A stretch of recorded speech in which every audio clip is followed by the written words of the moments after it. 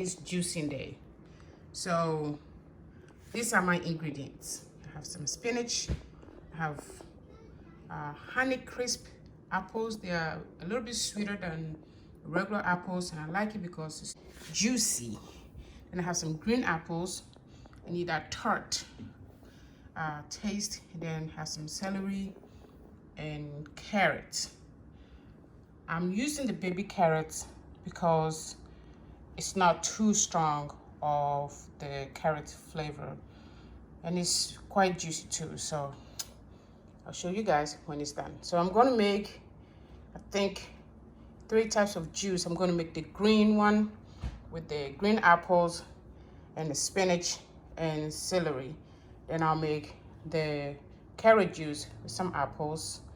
And then I'll make some apple juice with just celery. So I'll show you guys the result.